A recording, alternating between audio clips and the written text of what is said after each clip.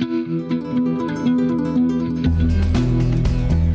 you could drive a car straight up in the air at interstate highway speed, you get to the top of it in 5 to 7 minutes. You could walk it in an hour. That's what we're using as an open sewer. At least 80 countries are in favor of a phase-out, with some major fossil fuel producers, and that includes Saudi Arabia, China, and India, remain opposed. There was a time when this climate diplomacy was kind of what drove climate action. That's really no longer, I don't think, the case. Really what's driving it is private sector activity, real people on the ground doing real things. The energy transition is happening in a big way now. Whatever gets discussed here in some ways, this could help it, could maybe hinder it a little bit, but the driving force, very different than 10 years ago or 15 years ago, is people on the ground, businesses, governments actually doing things. We are past the point now where the climate negotiations contribute anything substantial, really. So the Paris Agreement was a seminal change. That really was liftoff. Like, that got us off the ground. And literally that changed from like the circular firing squad that was the Kyoto Protocol to a weight loss club where everybody gets to play. Every piece of legislation, whether it's at the municipal level, the regional or provincial level, the national level, or the international level, they're in there with their lobbyists and with their fixers and with their revolving door colleagues, doing everything they can to slow down progress. They have used fraud on a massive scale. We didn't come here to sign our death sentence, and the text in its current state is that. Critics are pointing the finger at Saudi Arabia and a handful of other countries for resisting any agreement on wiping out oil and gas by 2050. For decades now, the companies have had the evidence, they know the truth, and they consciously decided to lie to publics all around the world in order to calm down the political momentum for doing something about it, so they could make more money.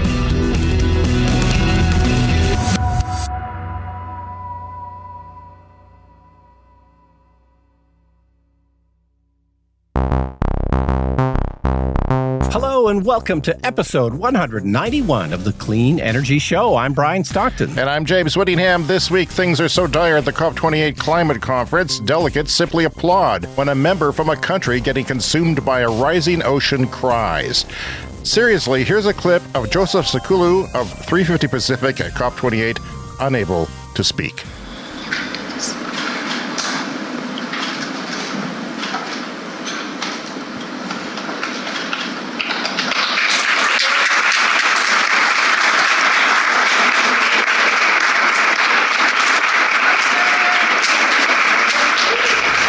Brian, I wish people would applaud when I cry hell. I wish I could cry. It'd be cathartic. Instead, I just make rage-filled videos online scare the daylights out of people. Volkswagen has announced massive layoffs with the goal of saving $10.8 billion by 2026.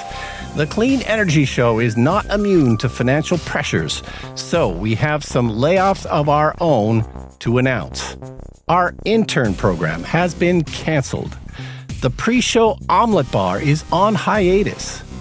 Our talent booker has been let go due to a lack of booking talent. The live band that plays the theme song every week will be replaced with a recording. And our personal massage therapist will be reduced to one show a month. Oh, God, my back can't take that. India is building what could be the world's largest renewable energy project. One so big it will be visible from space. According to developers, the project will cost $2.25 billion, or the cost of the lunchroom at a new nuclear reactor plant. $3 billion in federal funding will help launch a new high-speed rail service between Los Angeles and Las Vegas. I'm not sure how this information leaked out, as it is my understanding that what happens in Vegas stays in Vegas. All that and more on this special edition of the Clean Energy Show.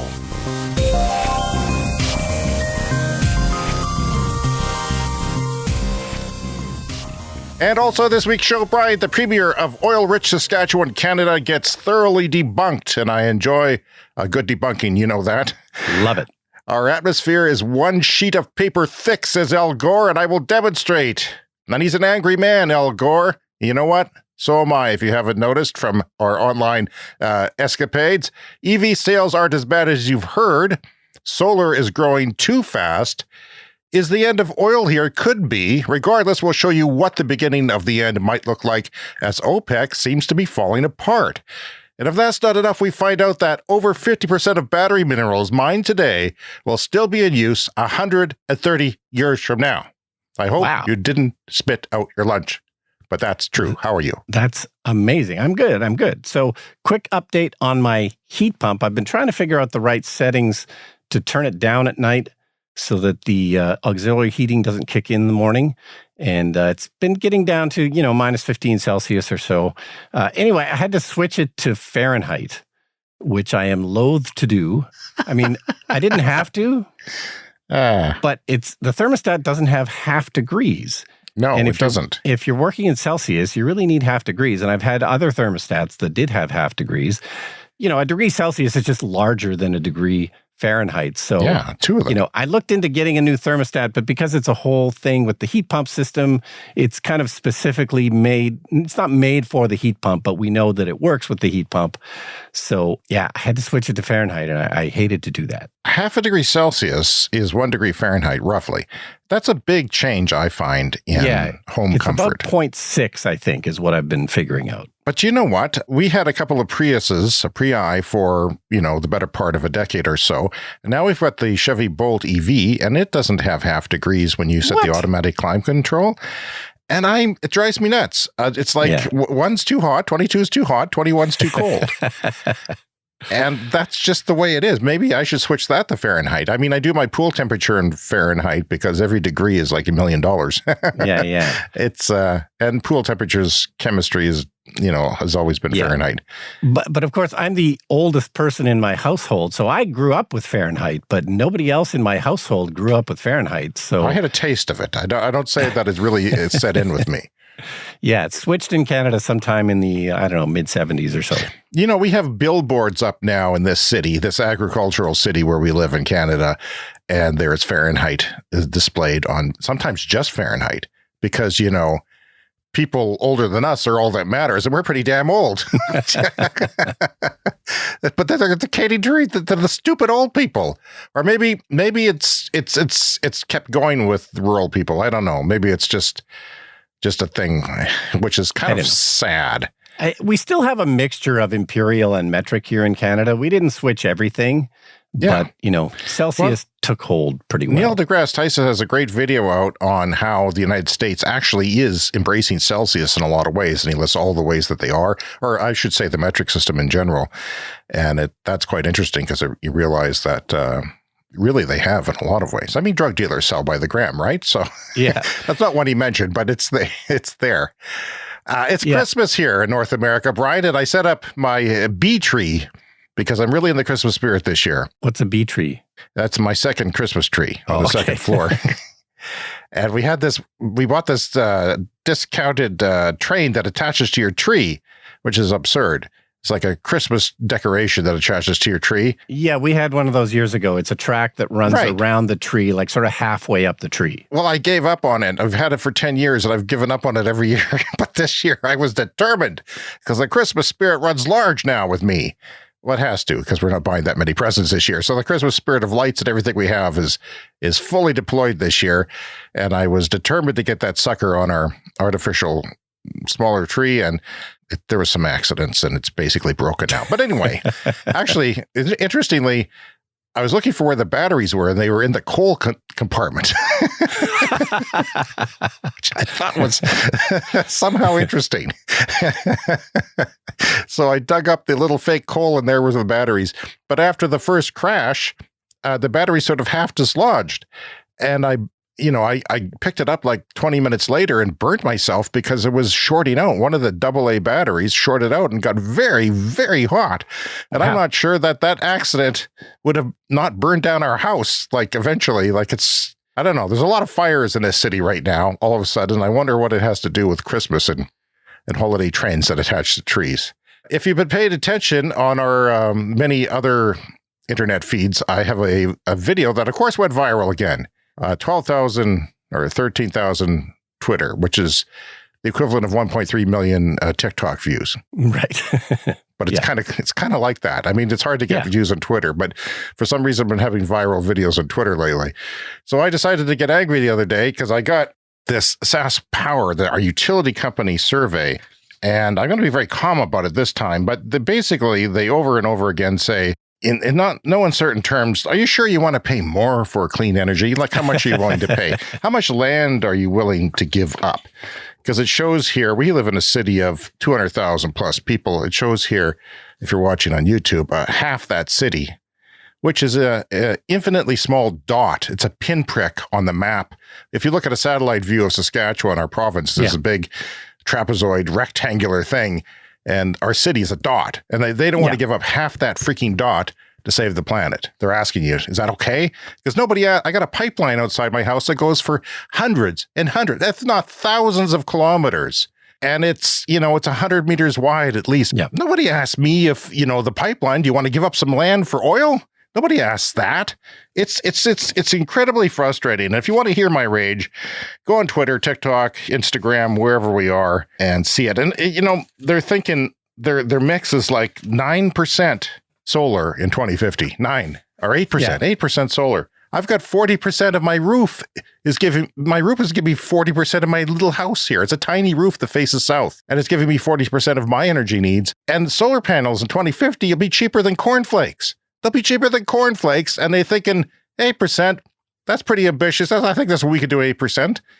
And we're the sunniest place in Canada. It's incredible how sunny we are and how much energy we have, and we're giving it away here.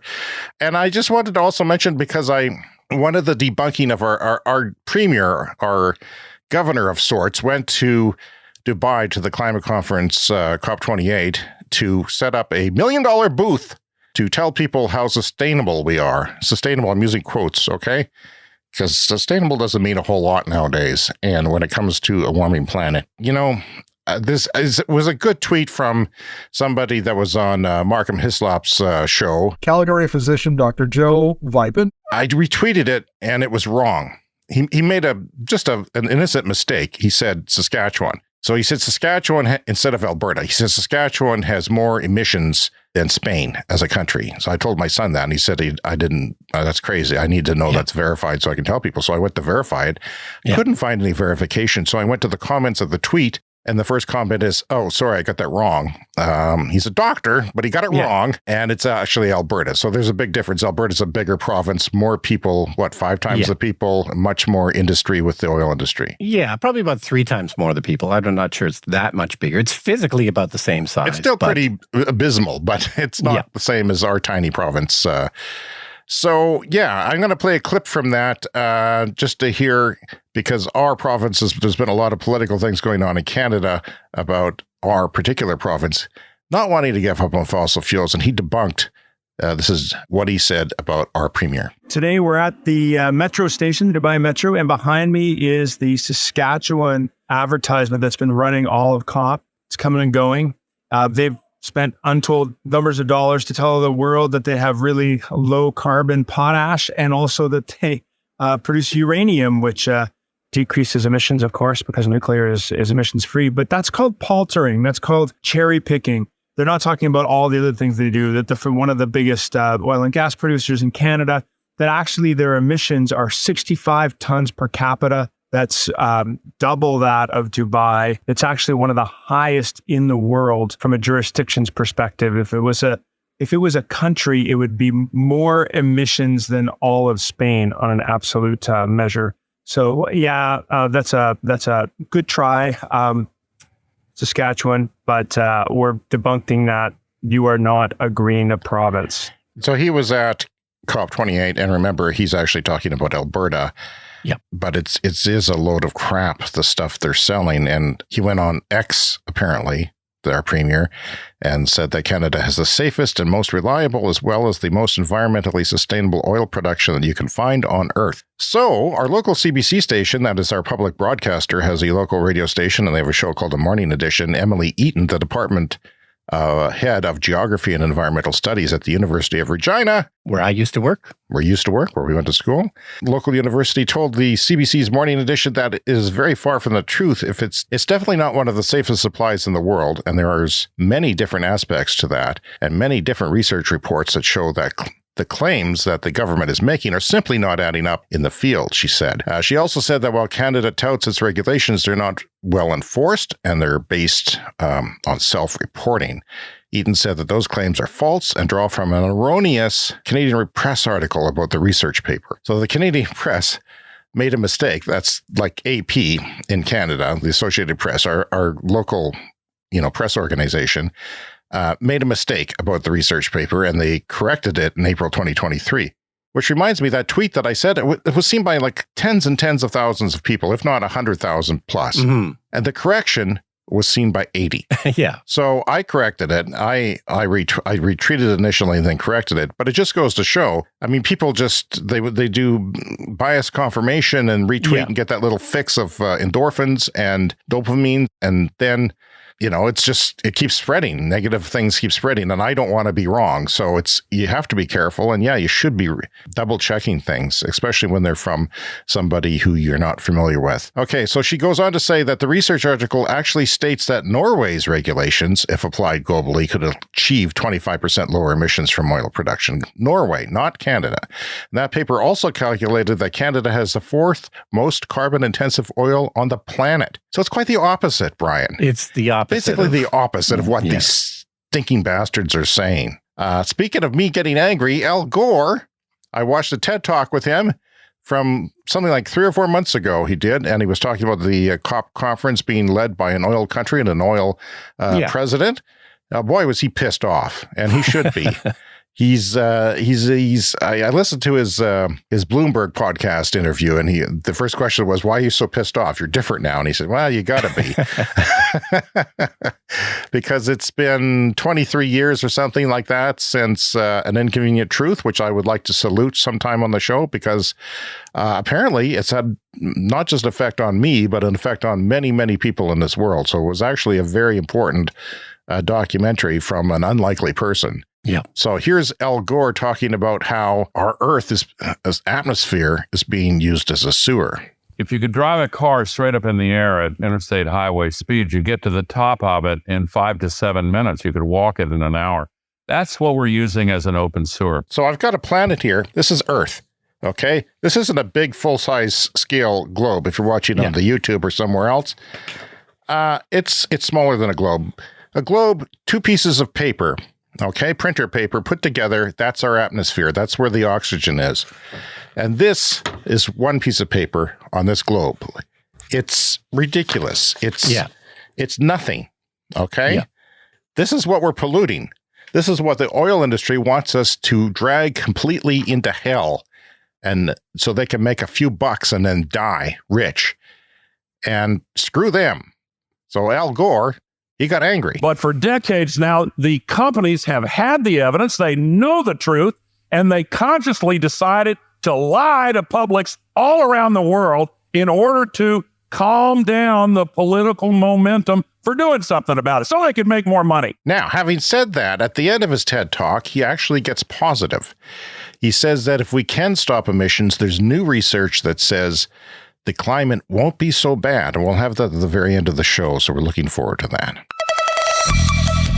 This is the Clean Energy Show with Brian Stockton and James Whittingham.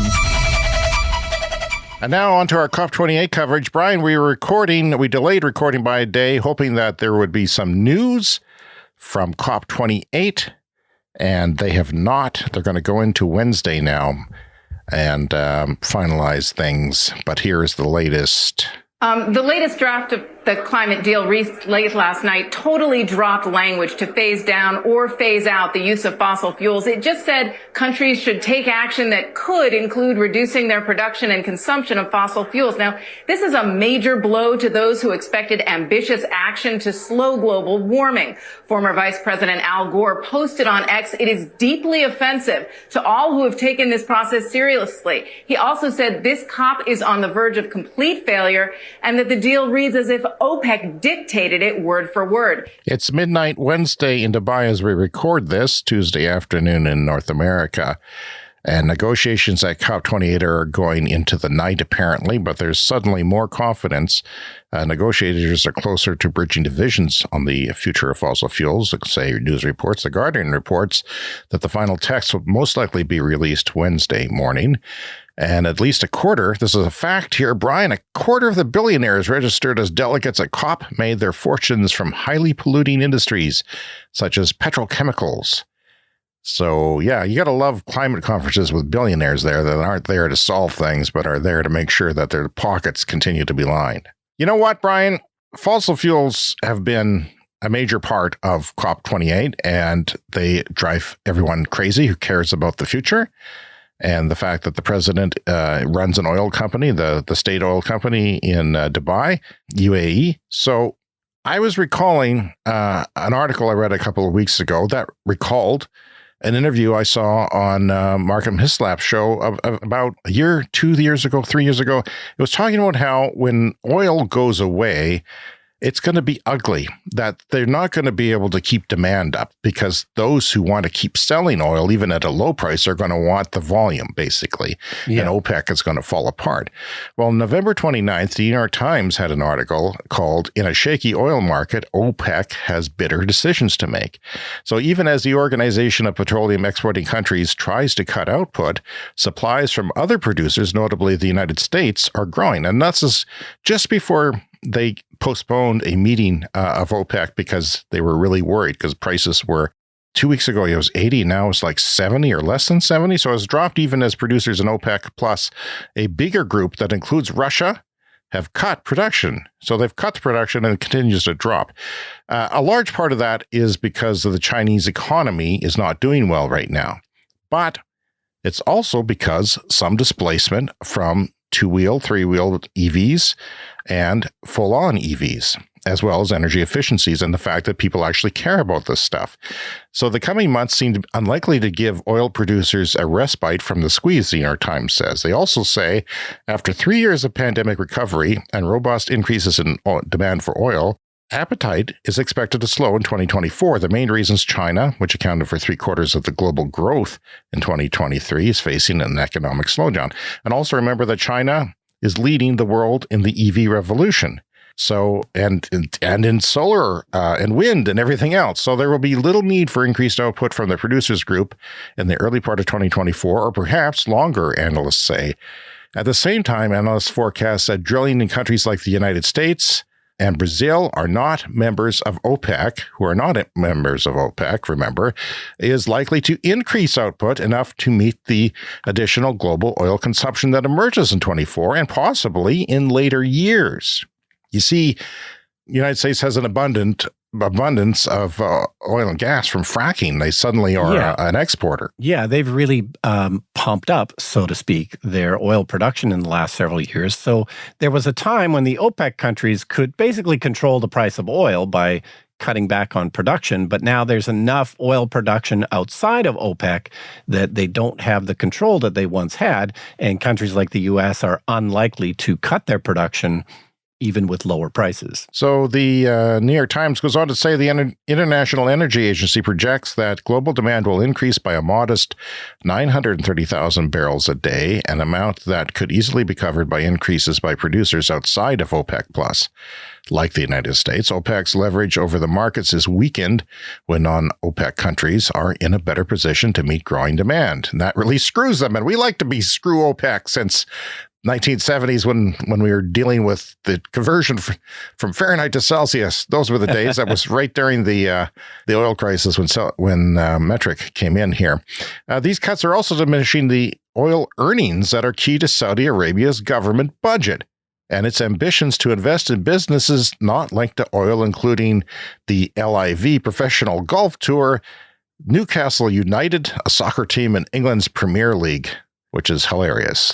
This month, for instance, Saudi Aramco, the national oil company, blamed lower oil sales in part for a fall in net income of 23% in the third quarter, a drop of $10 billion from a year earlier. Reuters yesterday says American production accounts for 80% of the increase in the global oil supply this year. The Energy Agency has calculated OPEC, in effect, is losing power in the oil market at a time when oil is losing power with cost-wary and climate-conscious consumers.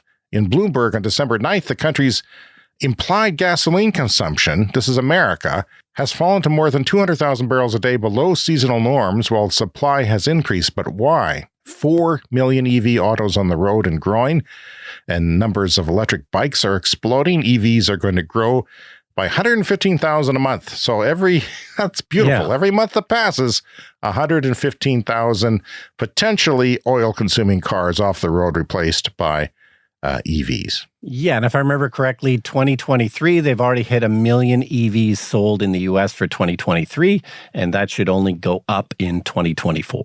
You know, the incumbents are struggling with that EV adoption, and you have more on that. Yeah, so a few sort of automotive stories related to that. The first one is VW. They've announced some big cuts. A new report, this is from Electrek, says that the company will cut 1/5 of its administrative staff, but it's hoping to do that as much as possible by early retirements as opposed to, all-out layoffs.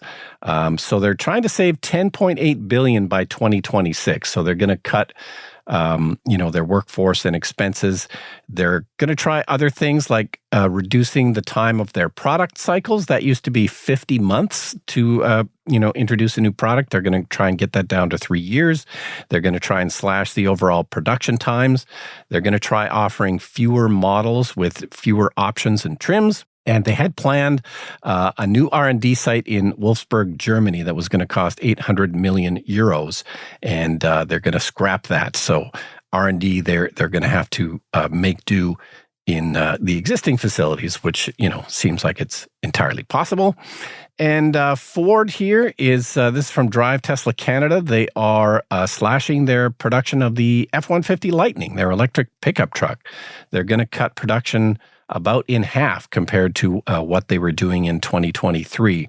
So they say the drastic reduction is due to changing market demand.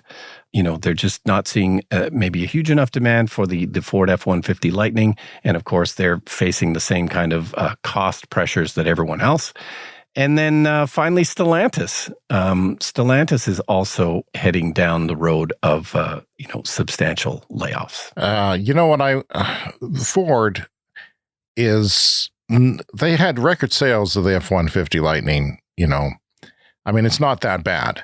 Their sales are starting to go up. The problem is they're starting, and this is what Tesla did, they're starting with the most expensive vehicles because they'd lose money on them.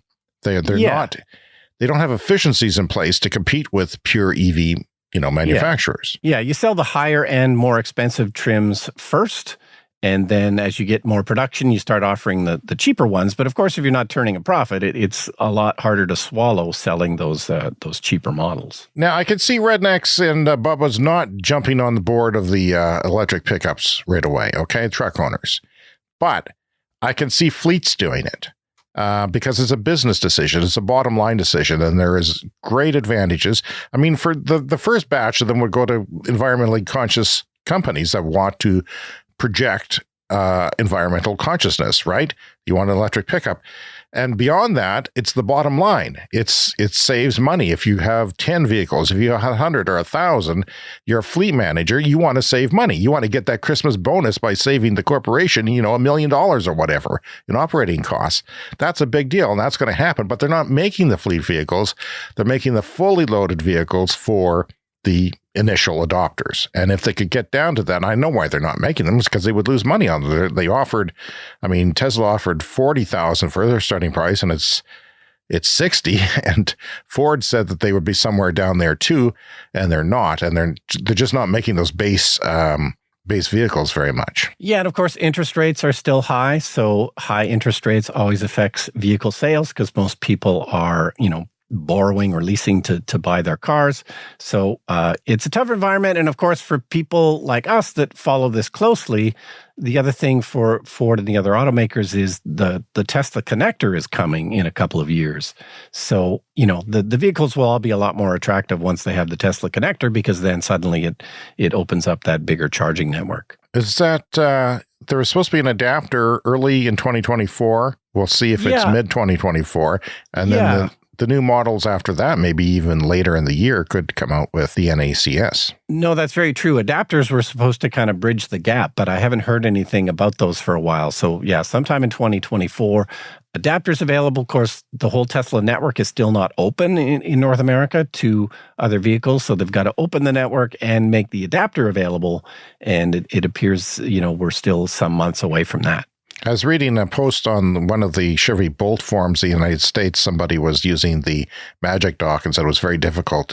You'd had to take up 2 stalls, and there's still some bugs that were, but that was their problem. The problem wasn't the charging speed or getting the app to work. It all worked pretty flawlessly. So yeah, because the Tesla chargers, they have a fairly short cord because they were built for Tesla vehicles, and it's the charging connector is in the same spot on all the Tesla vehicles, but not necessarily the same spot on other vehicles. Mine, for instance, is in the front left of my passenger door, just in front of the passenger door on the side, which is pretty convenient. I prefer that to the back. My old Leaf has it on the front, on the bottom, on the front of the hood, basically, which is not that different, but probably easier to charge if you were charging it at a Tesla supercharger. So, Brian, solar is getting too big. As we've said on recent episodes, solar is taking off so much. This has become so cheap and there's so much investment in it that it may be becoming too big. And this is from Bloomberg. China is changing its power system in ways that reduce payments to solar providers while making energy storage more profitable as an unprecedented boom in new panels destabilizes grids across the country. And when your solar becomes too big, what do you have to do? You have to start building the storage. So they're incentivizing storage over solar now. Yeah, and with solar being so cheap, it's being thrown onto the grid in big numbers, really not just China, but all over the world, and utilities have to deal with that. And that holds true to what BNEF solar analyst Jenny Chase said that we had on our show recently. She says solar is growing too fast and cannibalizing itself in some cases. Not here, not in Saskatchewan, though. It'll be 2,300 before we get up to 9%. Sorry, don't get me started. She said in a recent interview, single axis, solar panels, this is the kind that I took a video of and showed you down by Weyburn, an hour and a half south of us. One of the very few solar parks we have in our province. It's, I think, one of 2 or 3 so far, and they're just little 10 megawatt systems. Yeah. And my son worked on one of these. Thank you for your service. Single axis. So that's when at noon, they lie flat, and in the morning they face east, they tilt east, and they follow the sun, but they're actually flat at noon. So the curve of energy you get is a lot more, less parabolic and more of a long, wide U shape, so that you have more even energy throughout the day. I found it interesting that she said that is really good to use, but only as far north as France. After that, you have to stop that. And I checked it out, we are just a bit north of France. Like our southern U.S. border is about where France's very northern border is. Yeah. But she said that, or if you have lots of sun. And guess what? Government of Saskatchewan, we have lots of sun, you morons. Yeah. We're one of the sunniest places in North America. Yeah. And when it's minus 40 in the winter, it's usually very, very sunny at the time. And that's good. Cold is good for solar panels. And it's good for heating your passive solar house, I might add, too. And thankfully, though, it hasn't been minus 40 this year. We have El Nino, which is making it pretty darn warm. It's around a little below freezing, a little above freezing, which is not normal for us. It's but I'll take it. It's going to be a brown Christmas, I'm predicting. So Australia has a new record for rooftop solar installations in November. Now, this blows my mind, Brian, because as we've said on previous shows, they have over 30% of the rooftops having solar on them. That seems like that's saturated. That's as far as you can go. No. They're breaking records still. And it's still growing. And get this, the average system size is over 19 kilowatts. What's your system size? Mine's 8.7. And that's big. Yeah, that's big for around here. You have a massive roof that sprawls on for miles. It's an estate, really. And Basically. you have a bomb shelter, and it's just that you've got lots of roof space, and it's only It's 8. a large bungalow. I don't know how that's. I guess they're including some small businesses in this. Like, it's really worthwhile in Australia to put solar, but it's becoming, such a good idea that everyone's doing it because electricity prices are high. There's really good solar resources in Australia. It's just everybody's doing it. It's become a big part of the grid. It's become a significant part of the grid, probably, I would say, more so than anywhere in the world. It's actually... Yeah, and, on a bright, sunny day in Australia, it is an issue that, the grids have to deal with, of having sometimes probably too much power. But, you can plan for that. India is building what could be the world's largest renewable energy project. This is solar and wind. It's one so big that it will be visible from space, according to developers.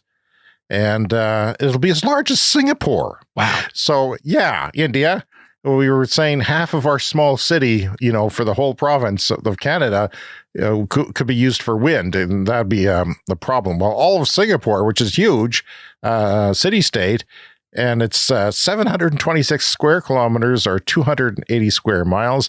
The Indian government estimates, like I said in the intro, would be $2.25 billion. So that's... solar continues to happen, but in places where there's too much of it, then it's starting to happen. And I didn't think I'd see this day so soon, but here we are. Yeah, it's coming. James, it's time to unveil a new segment for the show. Oh, no. This is called News for Sunny. Roll the theme song. Yeah, we talked about our friend Sunny a while ago. She recently put up solar panels on her house and is very interested in vehicle to home kind of technology, wants to get an EV, maybe get something that can hook up to the home and use as a backup battery. And I wanted to do News for Sunny this week because there seems to be a lot of developments. How dare she do that before us? Who does she think she is? Yeah, exactly. But I wanted to do some news on it because it seemed there was a few developments this week. So Ford, for one, has introduced a new program. So we know that the Ford F-150 Lightning, if you buy their connector kit, can do home backup, but they're going further with that, and they're doing a partnership with a company called Reconsidering Technologies, and this is a way to do intelligent backup power with new technology. So the idea is it uses Reconsidering's smart thermostat to help power your home's heating and cooling system with stored energy in your truck during peak usage. So the idea of using your truck to power your home when, say, your utility is charging you peak rates at, which is often at 5 o'clock. It's just further development to what Ford already announced with their kind of home backup system, which I think is quite interesting. So, and this one is another story from Electrek. This is about Volkswagen. So Volkswagen had some announcements recently about vehicle to home. And they have said that the ID4 and other cars are now getting vehicle-to-home capability through a software update. So basically, all the Volkswagens that have a 77 kilowatt-hour battery are going to be getting a software update to do vehicle-to-home, or vehicle-to-grid and vehicle-to-home are sort of the same thing, but of course, the vehicle-to-grid is a bit more complicated, and you have to work with your local utility to see that that would actually work. Something like that does not work around here. Going forward, the ID models are going to have this kind of bi-directional charging capability, and with a software update, it should work for the current Volkswagen cars that have the 77 kilowatt-hour battery. So ID4, ID4 Pro, and so forth. So this can put out about 10 kilowatts of home power, which is about the same as what Ford does. And then the last one was the Cybertruck, which I don't think we talked about this last week, but I might have mentioned it briefly. I think you did mention it briefly, but yeah, it's got it too, right? Yeah, it's about the same again, like around 10 kilowatts to be able to supply power. Oh, Sonny would look good in a Cybertruck. We all would.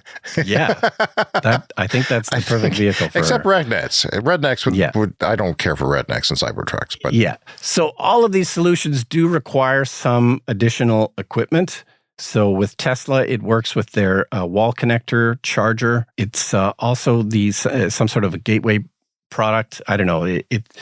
Every company has to have some kind of interface to work with the grid, and it's going to be different for everybody. And of course, check with your local utilities to see if you can actually supply to the grid, which could help, in some places earn you some spare money. As an everyday feature, I'm not sure, because your vehicle's not home all the time, there's definitely some caveats to this. It's going to work better for some people than others. And even the people that it works well for, your vehicle's not always home. So, there's certain limitations, but I really like that idea of the solar edge inverter that we talked about that, and there's others apparently as well, that can put the sunshine directly from the sun into your car when there's excess power. I think that's great. Yeah, it is. And this seems to be people or companies meeting consumer requests. People want this, I think. People want this. And of course, it's a very small thing now, and it's just starting. But imagine a world when we have fully transitioned to electric vehicles. And, even if only 10% of the vehicles are home, in a future where there's, a billion electric cars on the road, this is a significant addition to the grid once the grid is smart enough to use all of those, EVs around the world as, backup power to the grid. That will happen, and it's going to be part of our energy future. We're not just going to, Jenny Chase was saying that batteries in homes doesn't make economic sense most places in the world. Almost everywhere it doesn't make any economic sense right now. But as electricity gets more expensive and as batteries become cheaper, that might be a thing. And it might be a thing where you charge the solar battery and then you charge your car with that solar power, or you charge the battery overnight. Yeah, it's going to become a thing. People who have cars, if they do have them, if ownership of cars continues into the future in the world of robotaxis and subscription transportation services, one would have to wonder, but there's also school buses and public buses and semis and delivery vans and things that could be charged in the grid as well. No, and even robotaxis, they're going to have to be plugged into charge. The robotaxis aren't going to run 24 hours a day. So if, there's millions of robotaxis around the world, well, guess what? 10% of them are going to be plugged into the grid basically at all times. Sure. And, a lot of them will be plugged in overnight and they'll be charged up in X amount of time, and most of them will only be used in rush hour 3 times during the day, probably. So, that's been another edition of News for Sunny. Very nice. That can be a regular feature. Sure. It's time for the tweet of the week. Yes, the tweet of the week. I'm not calling it X, I'm calling it a tweet. Michael Liebrecht, founder and contributor at Bloomberg NEF, has a tweet, and he says, batteries are often described as resource-intensive. With a 95% proven recycling rate and a 10-year lifespan currently, over 50% of battery minerals mined today will still be in use in 130 years.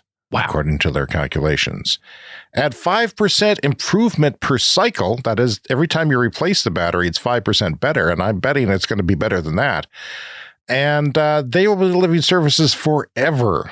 So now compare that with fossil fuels. Each year we burn 15 billion tons of the stuff, emitting 37 billion tons of CO2 and 135 million tons of methane. And it's single use. It's gone. It's burnt. Poof. Batteries, we're not exposed to this, but I know for a fact because my wife just told me that she saw something about batteries being minimally intensive. My hairstylist, I can't go see this SOB because he's gone down rabbit holes of conspiracy theories. Look at my hair. Christmas is coming. I can't find a new hairstylist, although I'm intrigued by yours because she sent you a Christmas card. I mean, that's something. That's something. So he finalizes this tweet by saying the Stone Age did not end for lack of stones. It ended because we figured out mining and refining. There's hope in the future for those who give a crap. All right, so moving on to another story from Electrek. So this is about high-speed rail in the U.S. So high-speed rail, not a huge thing here in North America, but it's coming. $3 billion in funding has been earmarked for high-speed rail, Los Angeles to Las Vegas. And this is part of the Biden administration bipartisan infrastructure law as part of the Federal State Partnership Program. And apparently there's $6 billion in total. The other $3 billion is going to go to a public high-speed Los Angeles to San Francisco rail project, which we may have spoken about before on the show. But so this is 218 miles long. It goes from Las Vegas to Rancho Cucamonga, which this is the main reason. Rancho Cucamonga. Yeah. I mean, is that where no. Okay, I don't know.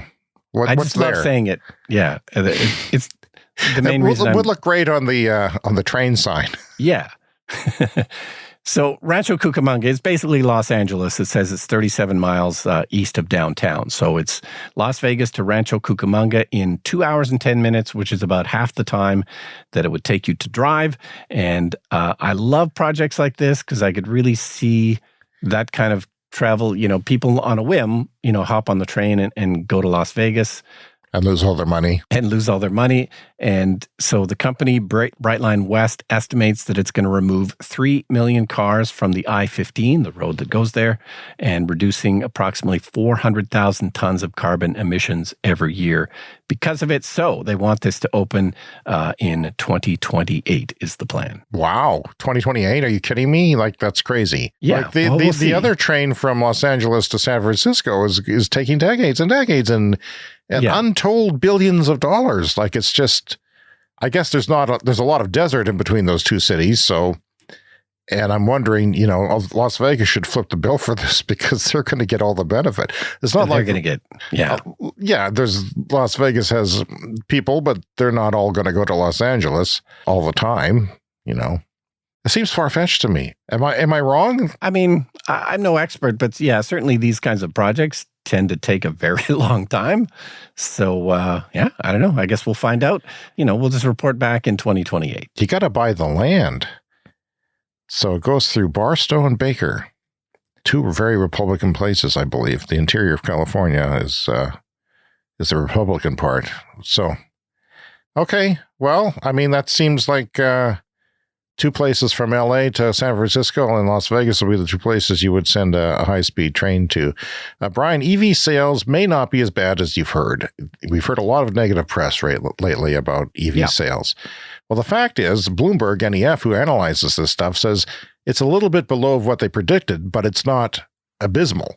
They predicted it would be a bit more, but it's not really terrible either. The U.S. Department of Energy says Americans bought 1 million EVs so far this year. That is a record-breaking year for single-year sales. And that's probably happened in October, I think. We'll see. The year's not over yet. Maybe in February we'll hear about what the final of the year is. So it's going quite well for them. And global electric car sales are set to surge 35% this year to reach 14 million sales per year. 10 million were sold last year. We'd like to see it go faster than that, but it's still on the S curve. The U.S. and world were less than anticipated, but it's still growing fast. EV sales in China are running far ahead of what regulations require. So it's not just, a lot of this in the West are saying that everyone there is being forced to buy EVs because it's a communist country. Well, the regulations are one thing, but the consumers are out consuming the regulations. They're buying more EVs than they need to, and that is on pace. And we have a chart here from Bloomberg NEF. I just thought I would mention that. And Brian, my son, sent me a tweet. It's not a letter, not an official letter, but he did send me a tweet over text. He said, the tweet says, Ireland broke its record wind energy output with 4,615 megawatts. That's 4.6 gigawatts, while providing 75% of the country's power needs. This is onshore wind in Ireland. And so I asked my son, why'd you send me this? I know you knew I'd be interested, but, as a 20-year-old, like, what registers with you? And he says, I didn't realize Ireland had so much energy potential onshore, given that it's a coastal nation with a high ocean shelf. But apparently, unlike BC, in Canada that has mountains right there, Ireland just kind of channels the wind inland from the ocean, and that's a good thing. And he also didn't realize it has free education at all levels, and it's thinking of moving there. Good for you, Ireland. Wow. So the next big development You know, the tweet goes on to say that Ireland has never had any energy resources before, something that has historically held the country back. Now, Brian, this is something I can see happening with a lot of countries, African nations with solar potential and offshore wind potential, and a lot of places that didn't have power. And that's what we don't like here in oil-rich Canada, in Alberta and Saskatchewan that has oil. Yeah. They don't want to give up the supreme nature of their oil. Yeah, we've talked about this before. Clean energy is energy security because everybody can make it. Not every country has oil. Not every country has gas or even coal. And you have to import it, and that's damn expensive. It's democratic. You and I and our friend Sonny has solar on the roof. We can make our own energy. Power. We can power our vehicles. We can power our homes and do it ourselves. And that's incredible. And they say on this tweet, the next big development in Irish energy security is the Celtic Interconnector, a 700 megawatt interconnector to France, allowing them to trade excess wind to France and the ability to buy nuclear energy from France. So, you can give your wind to France and take back some nuclear when you need it. Brian, it's time to dip into the mailbag. And we've got quite a few letters this week. I'm only going to touch on a couple. And even they are, some of these are novels. But this is from Shannon. And we appreciate all your letters. And I'm not saying don't write novels because we read them and we enjoy them. And we love your feedback. That's what we live on. That and some protein. This is from Shannon. I enjoy listening to your podcast regularly with my husband. Wow, a husband. See, we've... A couple activity listening to the podcast. Nice. That's actually new to me. I've heard people listening on subways, working on green energy projects, dropping tools when the sound gets too loud, but not a couple activity. Imagine what happens if it becomes a multi-couple activity where, couples get together and say, let's listen to the Clean Energy Show. And they gather around the radio or whatever it is, the iPod. I'm writing to hopefully persuade you to stop spreading misinformation by calling pollution pricing a carbon tax. And I apologize for that. She says people are misinformed about pollution pricing and the climate action incentive payments. This is in Canada. And she attaches documentation and goes on. No need. I hate it when people call carbon pricing the carbon tax. I just got into the vernacular of what the discussion online is, and I lost my mind and said that. But yes, carbon pricing, not a carbon tax. Yeah, pollution pricing. Yeah, I've certainly said that too. Pollution pricing is just a better term. I mean, definitely lots of people call it a carbon tax. But pollution pricing was always just a better term anyway, because it's a better descriptor of what it is. If you're going to pollute, you're dumping garbage, you have to pay a fee for dumping garbage, and that's pollution pricing. As there's political upheaval in Canada, people are thinking that it's all their problems are based now on the carbon tax, whereas they approved it in a couple of elections, or they approved a government that wasn't, but Don, regular listener, sent us a note on reconsidering the Cybertruck. He said, if you're interested in the grudgingly contrary take on the Cybertruck, he sent me a scripted video of the pre-release Cybertruck showing some of the tech behind the fugly duckling, as he calls it. This is from the Haggerty YouTube channel, a very popular car and truck review channel that is very slick. It is scripted. They write their script in advance, but they didn't this time because they got the Cybertruck kind of without advance warning. They got it for a day. Did you watch the video? Yeah, it's scripted kind of in the way that like Top Gear videos are scripted. And it was scripted this time, but he just had less time to do it because there was a tight turnaround time. He kind of had to write two scripts, one that he hated it and one that he liked it, because he assumed he would hate it. Yeah, but it's very much like Top Gear, like really heavily produced type of videos, which I think are quite fun. Yeah, they are. They're great to watch and they're entertaining. And he's a very intelligent person, unlike a lot of car reviewers. I'm not pointing any fingers, but the guy is like got an engineering degree or something, and so do his co-hosts. On the podcast, which I'll get to in a second. So yeah, it's a glowing review. He didn't expect to like it. The highlights include its maneuverability on a go-kart track, which you shouldn't be able to do in a big pickup truck to turn those winding turns, but he did because the rear wheels turn on the Cybertruck, don't they? Yeah. And that allows you to have great maneuverability in a tight parking lot or on a tight construction site. But I listened to his audio podcast. He also has an audio podcast he had some thoughts that stood out to me that you may not quite have gotten from his video. It was such an about face. I went into the video incredibly thankful to Tesla for the opportunity to be one of apparently 3 people in the world to drive it. But I went in with this, oh God, how am I going to make this positive?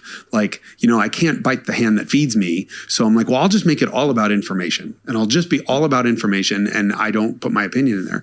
But during the course of filming, I went from thinking, oh God, why the f- did they do this? To like, wow, why the f- did they do this? They didn't have to, but they did it. And that's amazing. Mm-hmm. Now, looking forward to that technology, maybe not being in something that I wouldn't want to park in front of my house because of what it says, in the same way that I wouldn't want to park a Hummer. So this is something that I've been wondering and we've been discussing. It's like, it's great. Of course it's great. I mean, it's been a letdown in price. It's been a letdown in range. It's been a letdown in some of the specifications, such as towing. We were hoping for better results from Tesla to outdo everyone else.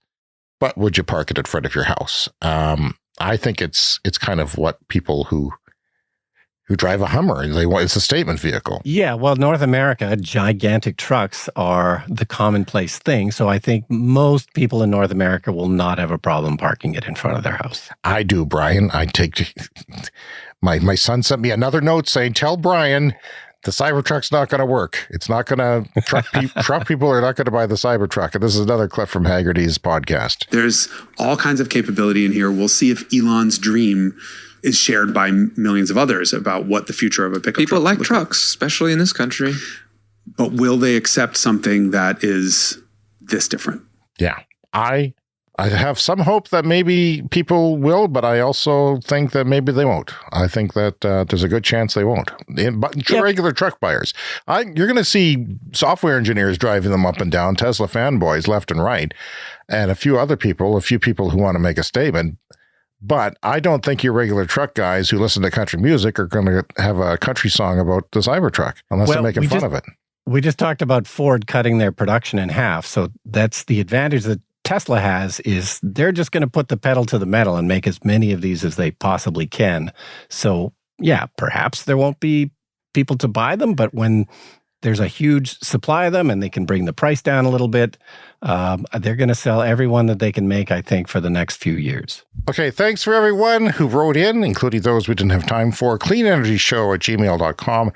And as we always say, we'd like to hear from you. We'd love to hear anything you have to say about the show.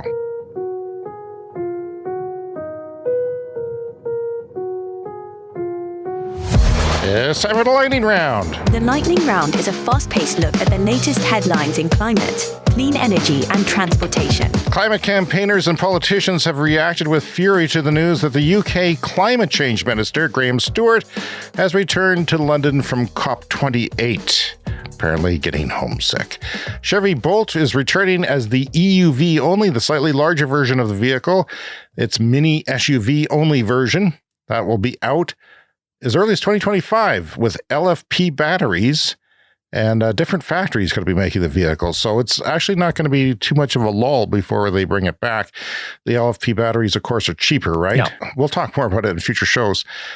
Sales are up a whopping 125% of the Chevy Bolt, but that's why they canceled it. Is that why? See, they don't always cancel these EV programs because it's not selling. They don't want to sell things because they're losing money. They're not like Tesla. They got too many different departments and too many suppliers. They make very little of their own parts, and it's an expensive proposition. Many Bolts were acquired for around $20,000 after rebates. That's crazy. I mean, why wouldn't you buy 6 of them? Yeah.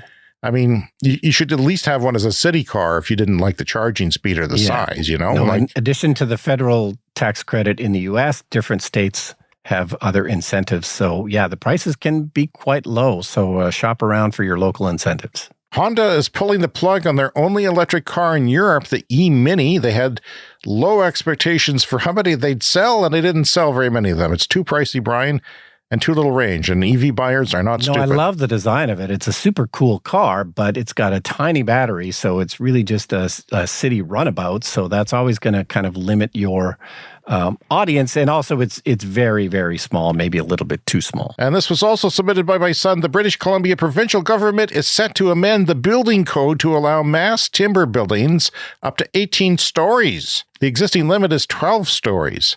And of course, everyone in the comments says, what if it burns down? We have fires in my building every week. It's not that simple. Plus, there's a concrete stairwell / elevator, and so far, and they are earthquake proof. Believe it or not, there are some of them that have withstood very strong earthquakes. But well, you'd think timber would definitely have some give to it, which is probably good in an earthquake. But there's been a resurgence in building with wood. It's maybe a bit more environmentally friendly. And that story you can find on thedailyhive.com.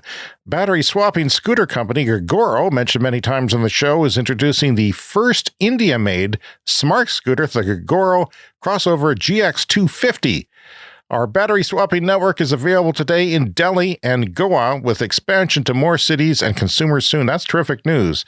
There's already a huge mega factory in India making scooters under $1,000. They're made exclusively by women who are employed there, and they're hoping to bring down prices, but they're not battery swappable. Gore is now entered the Indian market, and we expect good things, I bet, from them, right? Yeah, for sure. This is a CS Fast Fact. It says Clean Energy Canada, even in Alberta, Canada, the province with the oil sands, the tar sands, the gross sands, where in 2022, 82% of power came from natural gas and coal, battery electric vehicles still produce 60% lower emissions than gas cars. 16% less. Yeah, which is a thing you often hear that, what's the point of having an electric car because the grid is dirty? Well, they're more efficient, so they're still cleaner. And I hate having to fight with people constantly. The U.S. federal government and the Maryland state government will work together to identify additional areas offshore Maryland that will house future offshore wind projects. I've seen people argue recently that governments in this climate crisis should be doing the surveys of the offshore sites of their state or country and then say, okay, we did it. That part is over. Now, who wants to build there? Let the government do that part, do the hard part of the surveys, and let the companies and, the free market come in. It was another CS Fast Fact. Carbon pricing, not a carbon tax. Although, if you want to speak to the people who are complaining about this, you would tell them the carbon pricing. Carbon pricing accounts for only 0.3% increase in food prices. That's 30 cents. On $100 grocery items. You talk to people on the street, they think it was 50%. That the entire inflation of food is from the carbon price, and that's why we're going to vote out the federal government. It's not. It's 30 cents on $100. It's nothing. It's like the carbon tax on the trucks that bring the groceries around. Remember, the next time you're promised affordability at the grocery store by axing the so-called tax. Bloomberg says car rental firms are confronting early bumps on the road to EVs. Hertz and others have been burnt by Tesla's price cuts because they went and bought tens of thousands of cars at a price. And then you know how the model for car rental companies works. They sell them at the high point they usually get a discount, and then they sell them at the high point, which sometimes is 3 months or 6 months. Yeah, they don't keep them very long typically. And so they got burnt by that because Tesla greatly decreased their prices recently due to demand. So Tesla Cybertruck has a wade mode, according to Electric, that pressurizes the battery to drive through water. We had one of our friends here in Saskatchewan drive through a flood in his Tesla thinking he could do it. He totaled his car. Fortunately, insurance covered it. The battery packs are supposed to be water resistant, but they're pressurizing. Yeah, sealed. They're pressurizing. I'm not sure how they would pressurize the battery pack, but that sounds cool. You're not an engineer. You're not an air pressure engineer. You're just I'm barely a podcaster. Hyundai and Kia boost another breakthrough, unveiling new tires with retractable snow chains. Did you see that one, Brian? And what the hell? Yeah, I saw that video. It was the strangest thing. There's sort of 4 metal rods that wrap around the tire, and they can be either recessed, and so then only the rubber touches the road, or then they can be like popped up a few millimeters and then give you some traction, apparently. Yeah, that was kind of weird. Crazy. Absolutely crazy. The first utility-scale offshore wind farm in the United States is officially open and actually providing energy to the grid. That's the South Fork Wind Farm, and it will provide enough energy to power 70,000 homes. The COP28 stage was stormed by a 12-year-old Indian climate activist in Dubai on Monday. She held up a sign saying, "End fossil fuel, save our planet and our future," before she was being escorted off stage and before being beaten senseless, presumably. Senseless? I don't know. Apparently there's been a lot of complaints about security and cameras and Dubai is not a free country. It's China with money. EPA data shows Rivians are more efficient than Cybertrucks, even with larger wheels and batteries. How about that? I expected the Cybertruck, Tesla's been an efficiency leader. They've been sort of caught up by high-end IKEA from time to time, but they're known for their efficiency. So that's a good job. That's interesting. The actual EPA figures for the Cybertruck are not out yet, but it sounds like the Rivians are slightly more efficient. Speaking of India, is aiming to get 50,000 electric buses on its streets by 2027 with help from a joint finance mechanism with the United States. Impossible Foods, Inc. is a company, known for its plant-based burgers, is adding hot dogs to its lineup starting in 2024. I like that, Brian, because I have a hot dog problem. You're a hot dog I have a hot dog problem. I don't want to eat whatever it is they put in hot dogs, and it's not good. Hopefully, the bad thing about hot dogs is the smokiness of them, like prepared meats is carcinogens. I don't know if they're going to reduce that or not. I'm kind of hoping they are. And then, I'll be testing it first thing on the show as soon as we get a wiener in our hands. Some New Yorkers will be able to try them out this month before they officially hit stores. And finally this week, as I said earlier, Al Gore is angry, and he should be. In his TED Talk, he was very angry, but he ends it on a positive note about the climate if we can just stop emitting. If we get to true net zero, astonishingly, global temperatures will stop going up with a lag time of as little as 3 to 5 years. They used to think that positive feedback loops would keep that process going. No, it will not. The temperatures will stop going up. The ice will continue melting and some other things will continue, but we can stop the increase of temperatures. Even better, if we stay at true net zero in as little as 30 years, half of all the human-caused CO2 will come out of the atmosphere into the upper ocean and the trees and vegetation. So young people are demanding that we do the right thing. Do not be vulnerable to despair. We are going to do this. And if you doubt that we as human beings have the will to act, please always remember that the will to act is itself a renewable resource. Thank you very much.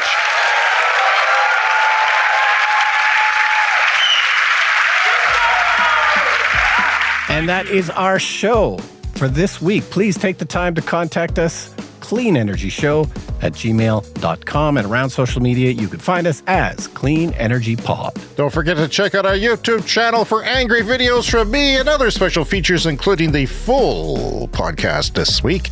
Have a look at the Clean Energy Show's store for merch. That's in your show notes. Lots of links in your show notes to everything. It's the time of year where we ask for money. Send us money on PayPal.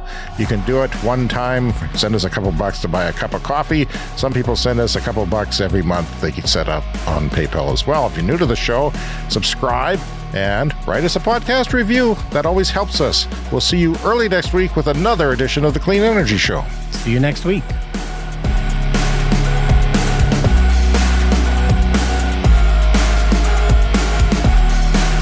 That's the passing of the deal, which calls for the global community to begin the transition away from fossil fuels.